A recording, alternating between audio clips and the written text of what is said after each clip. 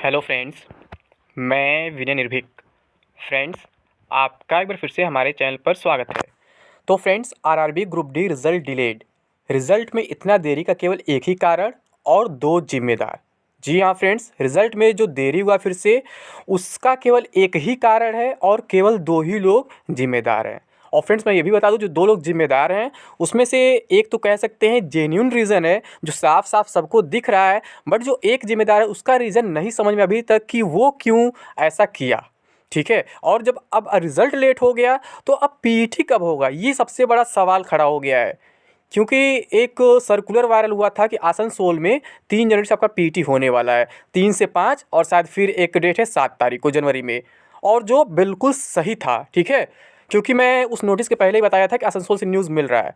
कुछ ग्राउंड के न्यूज़ मिल जाते हैं फ्रेंड्स। और अगर मेरे गोरखपुर में जोन जोन में कोई न्यूज़ मिलेगा ऑफिशियल नोटिस पहले, तो भी मैं बताऊंगा आप लोग को, क्योंकि आप जान रहे हो मैंने आज तक जो भी इंटरनल इन्फॉर्मेशन दिया है हमेशा सही ही निकला है। ठीक है, लेकिन मैं फिर भी हमेशा फ्यूचर के लिए 99% मान के चलता हूँ, 100% कभी नहीं कहता हूँ।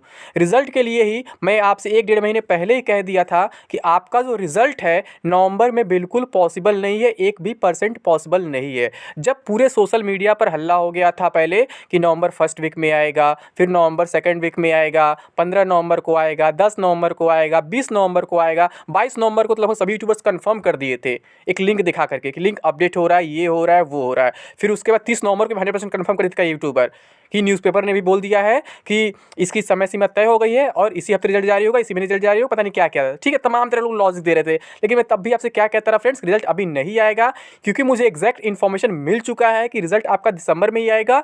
और वो भी कब आएगा? 15 दिसंबर के आसपास।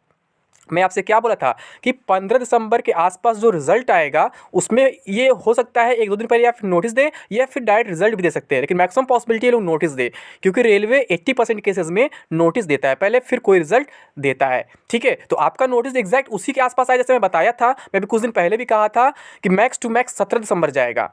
ठीक है, मैं 12 तक शायद बोला था। मैं क्या बोला था कि शायद 11 को बोला था, 12 नहीं 11 को बोला था। मैं क्या बोला था, 11 तारीख को मैक्स टू मैक्स 17 दिसंबर जाएगा।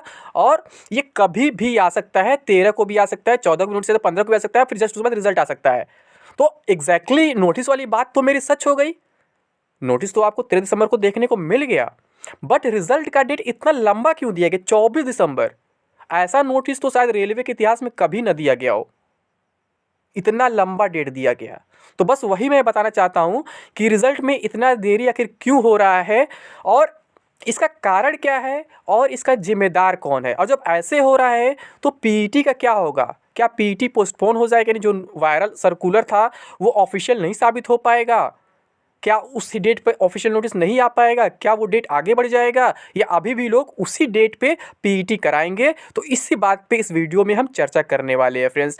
ठीक है फ्रेंड्स, तो मैं वीडियो स्टार्ट करने से पहले यही कहूँगा, जो लोग हमारे चैनल पर पहली बार विजिट किए हैं, अभी तक चैनल को सब्सक्राइब नहीं किए हैं, तो सब्सक्राइब जरूर कर लें फ्रेंड्स। और इसके साथ साथ बेल आइकन प्रेस करना ना भूलें, ताकि आपको लगातार नोटिफिकेशन मिलता रहे और हमारे वीडियो सबसे पहले देखते रहें। ठीक है फ्रेंड्स, और जो लोग अभी तक हमारे ऐप को डाउनलोड नहीं किए हैं, जिसका नाम है टारगेट विद विनय निर्भीक, उसे जरूर डाउनलोड कर लें, इंस्टॉल कर लें। ठीक है, उस पर लॉगिन कर लें।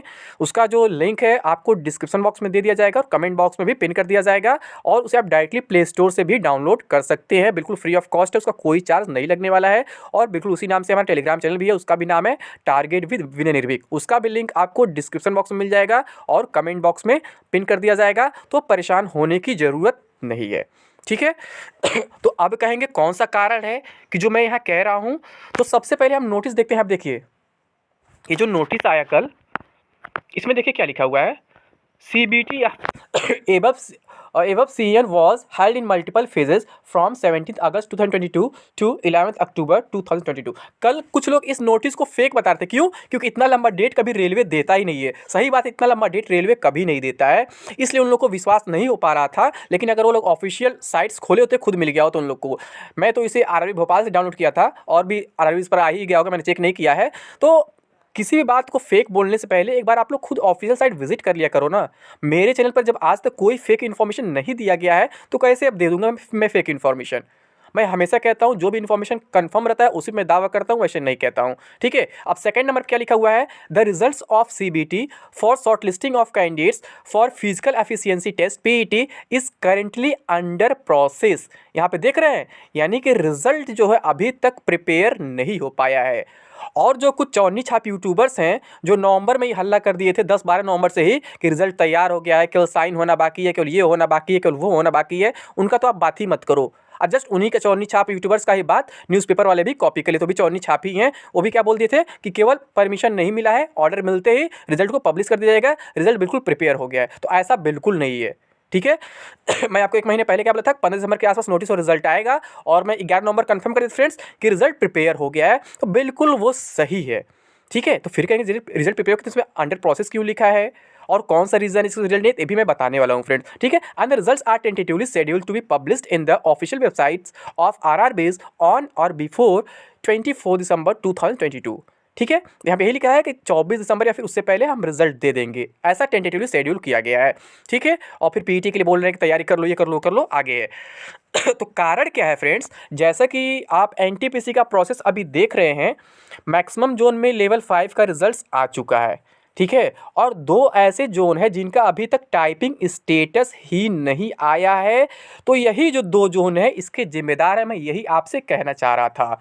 ठीक है, आरआरबी मुंबई और आरआरबी गोरखपुर, आप जान रहे हैं रिजल्ट जो है आरआरबी को ही देना है। ठीक है, आरआरसी को नहीं देना है। इस रिजल्ट के बाद का प्रोसेस जो है आरआरसी के हाथ में जाएगा, यानी कि जो एम्प्लॉय उस पर वर्क कर रहे हैं वही एम्प्लॉय इस रिजल्ट पर भी वर्क कर रहे हैं। यानी कि कहने का सेंस ये है, बाकी जोन के रिजल्ट्स वाकई में 10 दिसंबर तक प्रिपेयर हो चुके थे, क्योंकि जब मैं आपको 11 दिसंबर कंफर्मेशन दिया था, ठीक है, रिजल्ट प्रिपेयर हो चुके थे। बट मुंबई और गोरखपुर के रिजल्ट अभी तक प्रिपेयर नहीं हो पाए हैं, और यही चीज़ मैं यहाँ लिखा हूँ, रिजल्ट में इतना देरी का केवल एक ही कारण, यानी जो एनटीपीसी में देरी हुआ 2 जोन से, और 2 जिम्मेदार। तो 2 जिम्मेदार कौन, आरआरबी मुंबई और आरआरबी गोरखपुर। तो फ्रेंड्स गोरखपुर का तो जेन्युइन रीज़न है, क्योंकि गोरखपुर के चेयरमैन चेंज हो गए थे कुछ दिन, ये पोस्ट खाली हो गया था, जिससे यहाँ पे देरी हुआ है। ठीक है, वो पिछले घोटाले में फंस गए थे, जो टेक्निकल वैकेंसी हुई थी, पैसा लेके 1.5 गुना ज्वाइनिंग करा दिए थे, जितना पोस्ट नहीं था उसका अधिक, उससे अधिक ज्वाइनिंग करा देते। इस वजह से यहाँ पे क्या हुआ था कि मतलब चेयरमैन ही नहीं थे, जिससे यहाँ का प्रोसेस ठप हो गया था पूरी तरीके से, और प्लस साइट में भी प्रॉब्लम हो गया था। तो यहाँ की सारी जिम्मेदारी इलाहाबाद के चेयरमैन को दिया गया था। फिर बाद में हम नए चेयरमैन अब आ चुके हैं फाइनली। ठीक, तो यहाँ एक जेन्युइन रीजन समझ में आया रिजल्ट में देरी होने का, टाइपिंग सिस्टम में देरी होने का, बट मुंबई का नहीं समझ में आया। मुंबई वाले जिंदा भी हैं या नहीं, या पता नहीं क्या है, कुछ समझ नहीं आ रहा वो क्यों इतना लेट कर रहे हैं। ठीक है, तो यही कारण है कि अभी तक ये लोग एनटीपीसी का रिजल्ट नहीं दिए हैं, मतलब टाइपिंग स्टेटस नहीं दिए हैं। इसी वजह से यहाँ पे ग्रुप डी का भी रिजल्ट प्रिपेयर नहीं हो पाया इन 2 जोन का, और यही कारण है ये लोग 24 तारीख का डेट दिए हैं। अदरवाइज क्या होता है, यहाँ पे आपको रिजल्ट जो है 15-16 में ही देखने को मिल जाता, जैसा कि मैं आपको 1-1.5 महीना पहले ही बताया था। ठीक है अब यहाँ पे देखिएगा आप क्या होगा, जो रिजल्ट आएगा ना वो 24 नहीं 23 से ही आना स्टार्ट हो जाएगा, और 23 में सभी जोन का नहीं आएगा, लगभग 8-10 जोन का आ जाएगा। ठीक है, फिर उसके बाद क्या होगा, स्कोर कार्ड का लिंक भी आ जाएगा, और शायद मुंबई का भी रिजल्ट आ जाए पीडीएफ, यानी कि पहले पीडीएफ आएगा उसके बाद स्कोर कार्ड लिंक आएगा। ये बात लगभग श्योर है, ये हमेशा होता है। ठीक है, और शायद मुंबई का भी पीडीएफ आ जाए कट ऑफ का, और जो लिस्ट होता है क्वालिफाइड कैंडिडेट्स का। बट गोरखपुर का देखिएगा पीडीएफ 24 को भी शायद न आ पाए। गोरखपुर हमेशा लेट रहता है हर एक वैकेंसी में। शायद नए चेयरमैन आए तो सुधार करने की कोशिश करे, बट मुझे उम्मीद नहीं लग रहा है। मुझे लग रहा है एम्प्लॉयज़ तो वही है ना जो पहले वाले, केवल चेयरमैन चेंज हो रहे हैं।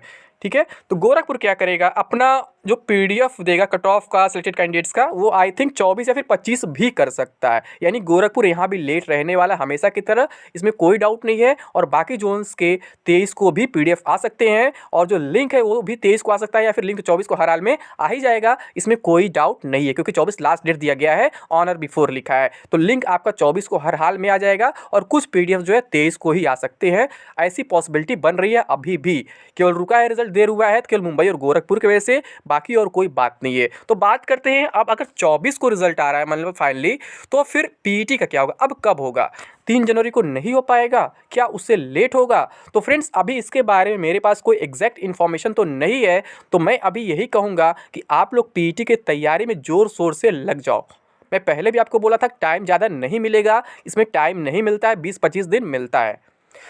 ठीक, लेकिन अगर हम 3 तारीख वाली नोटिस को देखें तो 20-25 दिन भी नहीं मिल रहा है, केवल 10 दिन बच रहा है। तो शायद ये लोग 3 तारीख को मतलब पीईटी नहीं स्टार्ट कर पाएंगे, इन्हें अपना डेट चेंज करना ही पड़ेगा। अब कुछ लोग कहेंगे ग्राउंड की बुकिंग वगैरह कैसे होगी, क्या होगा? तो भाई यहाँ ग्राउंड नहीं बुक करना पड़ता है, क्योंकि ये रेलवे का ही सारा प्रोसेस है और रेलवे का ही ग्राउंड होता है, दूसरे ग्राउंड नहीं होता है। तो जब चाहे तब पीईटी करा सकते हैं, यानी कि वो पीईटी का डेट आसानी से चेंज कर सकते हैं। इसमें कोई बहुत ज़्यादा इशू नहीं है, बहुत बड़ा प्रिपरेशन नहीं करना होता है, क्योंकि इनका खुद का ग्राउंड होता है। ठीक है, तो इसमें बहुत ज़्यादा इशू नहीं है, क्योंकि आरआरसी काम कराना है तो आरआरसी फास्ट काम करते हैं, पहले बता चुका हूँ।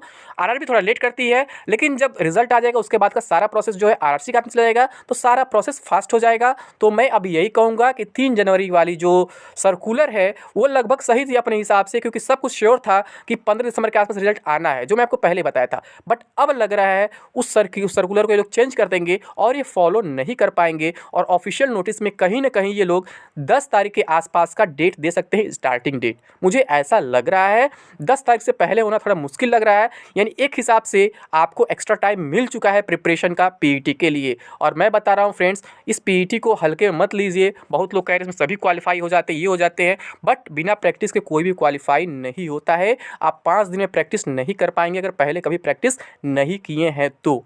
ठीक है, मैं ग्राउंड जा रहा हूँ डेली, मैं देख रहा हूँ कैसे कैसे लोग आ रहे हैं। ठीक है कोई मतलब एक राउंड लगाने में 400 मीटर का 2 मिनट लगा दे रहा है, कोई 2.5 मिनट लगा दे रहा है। आप सोच लो तो कैसे 4:15 में आप कंप्लीट कर लोगे 2.5 राउंड, यानी कि 1 किलोमीटर। तो इसीलिए अभी से पीईटी में लग जाओ फ्रेंड्स, ताकि आपको यहाँ से बाहर ना होना पड़े, क्योंकि अगर इसे आप क्लियर कर लेते हो फिर मेरिट बहुत ज़्यादा हाई नहीं जाएगा। मैं पहले भी बता चुका हूँ, इसका रीज़न यही है कि इस बार वैकेंसी पिछले बार कंपेरिजन बहुत ज़्यादा है और कैंडिडेट्स बहुत कम है, प्लस अटेंडेंस भी थोड़ा कम ही है। ठीक है, तो ये 2-3 रीज़न ऐसे हैं जिससे कट ऑफ काफ़ी कम जाएगा। अगर आप पीईटी क्वालिफाई कर लेते हो तो आपके चांसेस लगभग बन जाएंगे फाइनल सिलेक्शन के, अगर डीवी या मेडिकल में आपका कोई इशू नहीं होता है तो। अगर B1 या उससे ऊपर मेडिकल आपको मिल जाता है तो आपको ट्रैकमैन पोस्ट मिलने की गारंटी है। अगर आपका मेडिकल स्टूडेंट B1 से नीचे हो जाता है तो फिर आपके लिए इशू हो सकता है, कट ऑफ से आप आउट हो सकते हैं, क्योंकि B1 से नीचे के पोस्ट के लिए कट ऑफ बनता है B2 और C1 पोस्ट के लिए। बाकी B1 से ऊपर के पोस्ट के लिए कट ऑफ की कोई ज़रूरत नहीं है। अगर B1 से ऊपर का आपका मेडिकल है तो फिर B1 का ही पोस्ट मिलेगा, यानी कि ट्रैकमैन का ही पोस्ट मिलेगा, क्योंकि ग्रुप डी में 60 to 70% पोस्ट जो होते हैं ट्रैकमैन के ही होते हैं। ठीक है फ्रेंड्स, तो उम्मीद करते हो आप समझ गए होंगे पीईटी कितना जरूरी है, उसका प्रिपरेशन कितना जरूरी है। ठीक है फ्रेंड्स, तो अभी के लिए बस इतना ही। आई थिंक सारा इन्फॉर्मेशन मैं दे दिया हूँ। इसके अलावा कोई डाउट हो तो आप कमेंट बॉक्स में पूछ सकते हैं, या फिर ऐप पे डायरेक्टली आप मुझसे चैट कर सकते हैं। ठीक है फ्रेंड्स, तो थैंक यू। जय हिंद, जय भारत।